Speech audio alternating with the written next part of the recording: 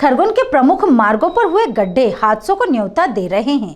जिम्मेदारों ने इस ओर ध्यान देना चाहिए। दो हाईवे को जोड़ने वाला खरगोन शहर मुख्य मार्गों की जर्जर सड़कों के चलते वाहन चालकों की परेशानी का सबब बना हुआ है। शहर के Bistan road, Sanawad road, Khandwa road, diversion road या कसरावद रोड की बात करें तो इन सभी सड़कों पर कहीं जमीन धंसने से सड़कें उबड़ खाबड़ हैं तो कई जगह जल आवर्धन योजना के तहत डाली गई अंडरग्राउंड लाइनों के चेंबर हादसों के कारण बने हुए हैं। कई बार हादसों में वाहन चालकों को दोषी ठहराकर आरोप प्रत्यारोप लगते रहे हैं, लेकिन सड़कों की मरम्मत या उनकी गुणवत्ता युक्त बनाए जाने को लेकर कोई प्रयास नजर नहीं आ रहे हैं, जिसका नतीजा यह रहा कि शहर का हर प्रमुख मार्ग इन दिनों हादसों का सबब बना हुआ है।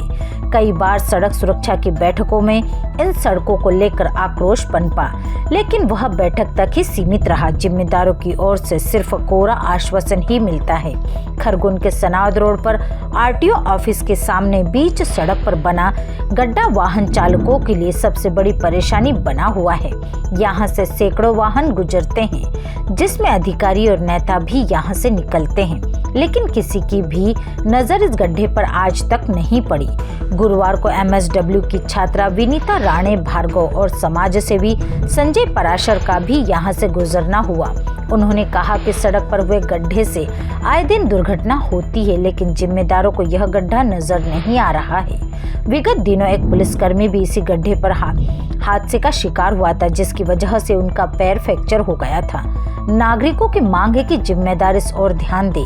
खरगोन शहर के समाज सेवी फखरुद्दीन खान ने मंगलवार को जन सुनवाई के दौरान जिला कलेक्टर के नाम आवेदन दिया था, जिसमें उन्होंने बताया कि खरगोन शहर के बावड़ी बस स्टैंड के आगे नए पुल के कोने पर मुस्लिम कब्रिस्तान के सामने बना 4 रास्ता ब्लैक स्पॉट बना हुआ है, लेकिन इस ओर कोई ध्यान नहीं दे रहा है।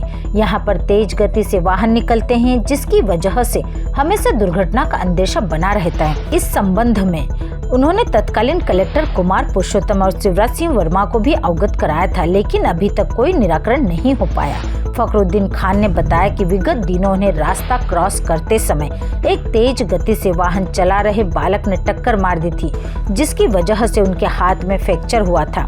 लोगों की मदद से उन्हें अस्पताल पहुंचाया गया था। बार बार शिकायत करने के बाद भी कोई निराकरण नहीं किया जा रहा है। गौरतलब है कि खरगोन शहर में यातायात का भारी दबाव बना हुआ है। बुधवार को ही खरगोन के बावड़ी बस स्टैंड पर हुए दर्दनाक सड़क हादसे में दादी और पोती को अपनी जान गंवाना पड़ी थी। यातायात को नियंत्रित करने के लिए ठोस प्रयास करना होंगे।